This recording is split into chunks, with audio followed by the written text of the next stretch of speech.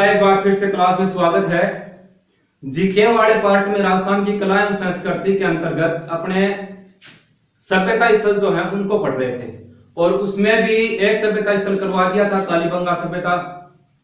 कालीबंगा सभ्यता के जितने भी महत्वपूर्ण बिंदु थे उनको मैंने आपको पहली क्लास में करवा दिया है, जो कि एग्जाम की दृष्टि से महत्वपूर्ण बनते हैं, वो सब चीजें लिखवा दी थी। आज का अपना टॉपिक रहेगा आयड या आहड़ सभ्यता स्थल, आहड़ सभ्यता। इसमें भी वही पॉइंट बनते हैं कि कहां पर है, किस नदी के तट पर विकसित हुआ, खोजकर्ता कौन है, उत्खननकर्ता कौन है, या फिर इसमें जो सामग्री मिली है खुदाई के दौरान उत्खनन कार्य में वो महत्वपूर्ण रहते हैं। तो आओ इसको देखते हैं। आयड या आहड़ सभ्यता स्थल, पहली बात कहां पर है, ये कहां पर है, उदयपुर में है। सभी जानते हैं कि उदयपुर में है। और किस नदी के तट पर विकसित हुआ, आयड या बेडस नदी के तट पर विकसित हुआ। अब इसको भी सभी जानते होंगे, नहीं पता तो मैं बता देता हूं। आयडीसी का नाम है, बेडस भी उसी नदी को ही कहा जाता है। अब उदयपुर की जो उदय सागर झील है, उदय सागर झील में गिरने से पहले तो ये नदी क्या कहलाती है, आयड कहलाती है। और गिरने के बाद जब निकलती है इस झील से तब इसको बेडस कहा जाता है। समझ गए, गोगुंदा की पहाड़ियों से निकलती है आयड या बेडस नदी। गिरने से पहले तो उदय सागर झील में गिरने से पहले आयड, और गिर के जब बाद में निकलती है तब इसको कहा जाता है बेडस। तो ये इसी नदी के तट पर विकसित हुआ है सभ्यता स्थल। कौन सा है, आहड़ या आयड सभ्यता स्थल। अब बात करें कि यह सभ्यता स्थल जो है लगभग 4000 वर्ष पुराना है। कितना पुराना है, 4000 साल पुराना है, बहुत पुराना है। इसके पश्चात इसका स्मृति काल माने तो 1900 ईसा पूर्व से 2100 ईसा पूर्व तक माना गया है। यह इसका स्मृति काल रहा है, यानी इस काल में पनपी थी आयड या आहड़ सभ्यता। 1900 ईसा पूर्व से 2100 ईसा पूर्व तक माना गया है। खोजकर्ता की बात की जाए, कण खोजो गुरुजी, ढूंढो कण हो। खोजकर्ता कौन है, इसकी खोज की गई थी 1953 में अक्षय कीर्ति व्यास ने। अक्षय कीर्ति व्यास, गुरुजी मैं तो दो नाम सुने, आपके दो जना खोजो, अक्षय कीर्ति व्यास और आरसी अग्रवाल। इसके पश्चात 1956 में की थी उसने, वैसे इसके साथ ही थे। 1956 में इसको पुनः इसकी पूर्ण खोज किसने की, आरसी अग्रवाल, यानी कि बचन चंद्र अग्रवाल। अब एग्जाम में कंफ्यूज नहीं होना, दोनों ही आते हैं लगभग। अपने आमतौर पे ये पूछ जाता है कि 1953 में खोज किसने की थी, अक्षय कीर्ति व्यास व आरसी अग्रवाल ने इसकी खोज की थी। 1956 में इनका सहयोग रहा था। अब बात करते हैं उत्खनन कार्य, खुदाई कण करवाई, उत्खनन कार्य। उत्खनन कार्य किया था 1961 में किसने, एच.डी. सांखलिया ने। एच.डी.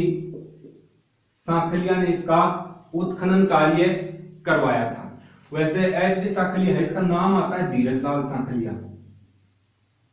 धीरजलाल सांखलिया। इसने करवाया था उत्खनन कार्य। ये कठला के रहा, ये पूना विश्वविद्यालय जो है, पूना यूनिवर्सिटी, पूना विश्वविद्यालय में प्रोफेसर थे। वहां के प्रोफेसर थे कौन, धीरजलाल यानी एच.डी. सांखलिया। इन्होंने इसका उत्खनन कार्य जो है वो करवाया था। अब इस उत्खनन कार्य में राजस्थान सरकार की ओर से दो रहे थे, दो सहयोगी रहे थे, दो व्यक्ति शामिल थे। कौन थे, एक तो थे विजय कुमार, इसी को ही पूछते हैं अक्सर, विजय कुमार शामिल थे, और एक व्यक्ति इसके साथ और थे, और सीपी चक्रवर्ती, सीपी चक्रवर्ती, ये दोनों शामिल रहे थे। अब एक बार पुनः देखो, कालीबंगा के बाद अपने आज दूसरा है आयड या आहड़ सभ्यता स्थल। कहां पर है, उदयपुर में है। किस नदी के तट पर विकसित हुआ? आइड या बेडस नदी के तट पर विकसित हुआ है। यह सभ्यता स्थल जो है ये 4000 वर्ष पुराना माना गया है। इसका स्मृति काल जो है 1900 ईसा पूर्व से 2100 ईसा पूर्व के मध्य माना गया है। अब आहड़ या आइड सभ्यता स्थल की खोज की बात करें तो खोजकर्ता 1953 में अक्षय कीर्ति व्यास ने इसकी खोज की थी और 1956 में इसको पूर्णतः खोजा आरसी अग्रवाल ने, रतन चंद्र अग्रवाल ने इसकी खोज की थी। उत्खनन कार्य, खुदाई का कार्य 1961 में एस डी साखलिया यानी धीरजलाल साखलिया ने करवाया था। उसके पश्चात धीरजलाल साखलिया जो है वो पूना विश्वविद्यालय के प्रोफेसर थे उस समय। इसमें उत्खनन कार्य के दौरान ही राजस्थान सरकार की ओर से 2 व्यक्ति शामिल रहे, विजय कुमार और सी चक्रवर्ती। ये इसकी हेडिंग की बात है।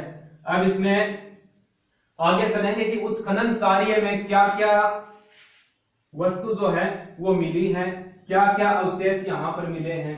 कुछ महत्वपूर्ण उपनाम भी आएंगे इसके। उन उपनामों की बात की जाए तो आगाटपुर दुर्ग भी आगाट सभ्यता कहा जाता है, धूलकोट सभ्यता भी इसको कहा जाता है। हाँ, अब देखो आगे, यह सभ्यता जो है इससे तांबा गलाने की भट्ठी प्राप्त हुई है।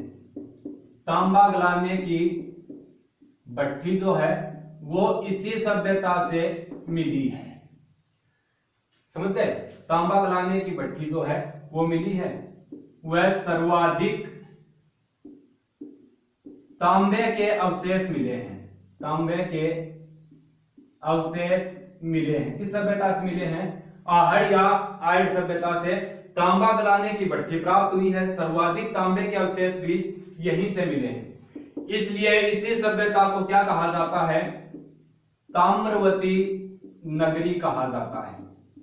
क्या कहलाती है? ताम्रवती नगरी। क्यों? क्योंकि सर्वाधिक तांबे के अवशेष यहां से मिले हैं। अब कंफ्यूज नहीं होना है, मैं बता देता हूं आपको, एग्जाम में आता है तो वो ऑप्शन जरूर मिलता है कि ताम्रवती नगरी कहा जाता है। Option A Ganeshwar, option B Ahar या आहड़ सभ्यता, ऑप्शन सी दे दिया कालीबंगा और ऑप्शन डी दे दिया गिलुंड। अब गणेश्वर सभ्यता जो है, गणेश्वर सभ्यता कहां है? सीकर में। गणेश्वर सभ्यता से सबसे पहले तांबे के जो अवशेष हैं वो प्राप्त हुए हैं। गणेश्वर सभ्यताओं को ताम्रयुगीन सभ्यताओं की जननी कहा जाता है। ताम्रयुगीन सभ्यताओं की जननी, सभ्यताओं की जननी, ये किसको कहा जाता है? गणेश्वर सभ्यता। पुनः सुनो एक बार आराम से। सर्वाधिक तांबे के अवशेष तो प्राप्त हुए हैं आहड़ या आहड़ सभ्यता से, इसलिए इसे ताम्रवती नगरी कहा जाता है। और सबसे पहले बात करें, सबसे पहले तांबे के अवशेष प्राप्त हुए गणेश्वर सभ्यता से, इसलिए इसे ताम्रयुगीन सभ्यताओं की जननी कहा जाता है। ये मैंने बीच में इसमें मिलता जुलता है, इसलिए आप लोगों को बताया है, कंफ्यूज नहीं होना है। अब आगे अगर बात की जाए, इसी सभ्यता से गोरे व कोट नाम के, इसी सभ्यता से गोरे व कोट नाम के विशाल अन्नागार प्राप्त हुए हैं। विशाल अन्नागार प्राप्त हुए हैं, इसलिए इस सभ्यता को स्थानीय भाषा में, वहां के लोग स्थानीय भाषा में धूलकोट कहते हैं। धूलकोट, धूलकोट भी इसी सभ्यता को ही कहा जाता है। पुनः सुनो एक बार, आइड या आहड़ सभ्यता जो है इससे गोरे व कोट नाम के 2 विशाल अन्नागार, अनाज रखने के भंडार बड़े, वो यहां पर प्राप्त हुए हैं। इसलिए इसे स्थानीय भाषा के लोग क्या कहते हैं? वहां के लोग इसे धूलकोट सभ्यता भी कहा जाता है। इसी को ही कहते हैं धूलकोट या धूलकोट सभ्यता, इसी का ही नाम है। इसी का ही नाम ताम्रवती नगरी है। आगे चलें। इसी सभ्यता से एक विशाल दुर्ग प्राप्त हुआ है। दुर्ग का नाम है आगाटपुर। आगाटपुर दुर्ग जो है वो इसी सभ्यता से प्राप्त हुआ है, इसलिए इसे आगाटपुर सभ्यता भी कहा जाता है। आगाटपुर सभ्यता कौन सी सभ्यता को कहते हैं? आहड़ या आइड सभ्यता को ही आगाटपुर सभ्यता कहा जाता है, क्योंकि यहां पर एक विशाल आगाटपुर नामक ध्रुव प्राप्त हुआ था। इसके पश्चात बात की जाए और क्या मिला है, ऊपर लिखवाएंगे, एक बार इसको पुनः देखो। आहड़ या आहड़ सभ्यता मैंने बता दिया उदयपुर जिले में है। आहड़ या बेड़स नदी के किनारे विकसित हुआ है। 4000 वर्ष पुराना माना गया है सभ्यता स्थल। इसका स्मृति काल माने तो 1900 ईसा पूर्व से लेकर 2100 ईसा पूर्व के मध्य इसका जो है स्मृति काल माना जाता है। उसके पश्चात इसके खोजकर्ता 1953 में किसने की थी, अक्षय कीर्ति व्यास ने, और 1956 में उनका सहयोग दिया था आरसी अग्रवाल ने। इसके पश्चात यहां आ जाओ, अब इस सभ्यता से क्या प्राप्त हुआ है, एक तो तांबा गलाने की भट्टी प्राप्त हुई है। समझ गए, तांबा गलाने की भट्टी कहां से मिली है, आहड़ या आहड़ सभ्यता से। इसीलिए सर्वाधिक तांबे के अवशेष भी यहीं से प्राप्त हुए हैं। सर्वाधिक तांबे के अवशेष मिलने के कारण इस सभ्यता को ताम्रवती नगरी के नाम से जाना जाता है। नोट याद रखना, गणेश्वर सभ्यता जो है उससे सबसे पहले तांबे के अवशेष मिले थे, इसलिए उसे ताम्रयुगीन सभ्यताओं की जननी कहा जाता है। कभी एग्जाम ये आ जाए कि ताम्रयुगीन सभ्यताओं की जननी है, विकल्प ए आहड़ या आहड़ सभ्यता, विकल्प 2 गणेश्वर सभ्यता, विकल्प सी डंडीकर सभ्यता, और विकल्प डी हो जाएगा बैराट सभ्यता। तो आप सोचो कि ये हो जाए ताम्रयुगीन सभ्यताओं की जननी गणेश्वर होगी। ये ताम्रवती नगरी है आहड़ सभ्यता। यहां से गौरे व कोट नाम के 2 विशाल अन्नागार प्राप्त हुए, इसलिए स्थानीय भाषा में से धूलकोट सभ्यता भी कहा जाता है। इसी से आगाटपुर नामक दुर्ग प्राप्त हुआ, इसलिए इसे आगाटपुर सभ्यता भी नाम दिया गया है। अब आगे चलते हैं। इस सभ्यताओं में देखो महत्वपूर्ण बातें यही पूछते हैं जो कि ज्यादा इंपॉर्टेंट है कि ताम्रयुगीन सभ्यताओं की जननी कौन सी है या ताम्रवती नगरी किसे कहा जाता है। यानी ऐसे सब विकल्प ऐसे डाले जाएंगे जो कि मिलते जुलते हैं 2 सभ्यताओं में। अब बात करते हैं आगे। यह सभ्यता जो है, इस सभ्यता से तस्तरियां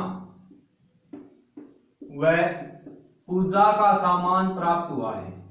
पूजा का सामान प्राप्त हुआ है, समझ गए।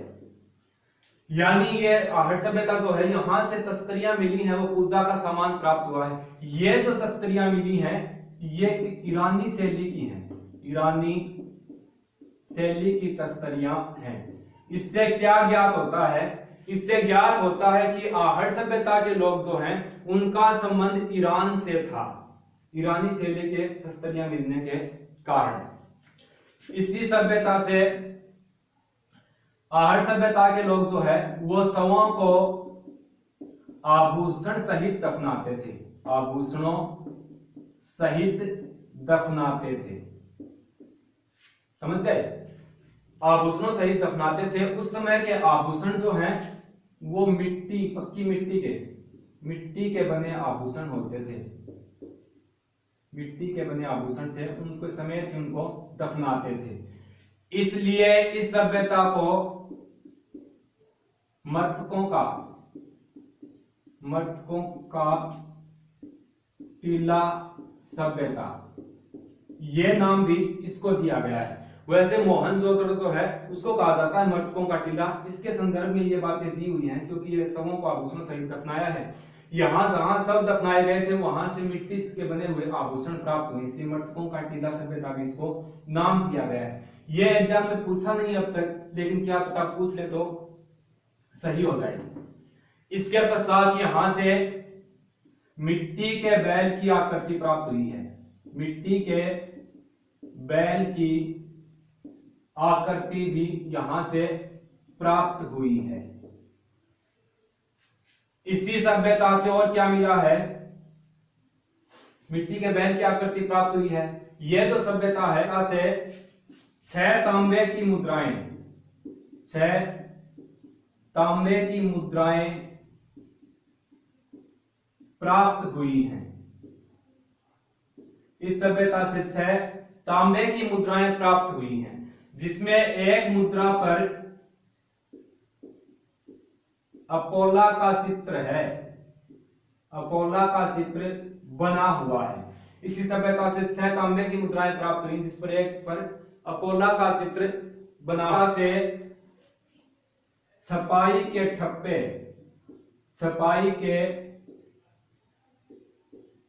व आटा पीसने की चक्की प्राप्त हुई है। आटा पीसने की चक्की भी यहां से प्राप्त हुई। सभ्यता स्थल जो है वो बनास घाटी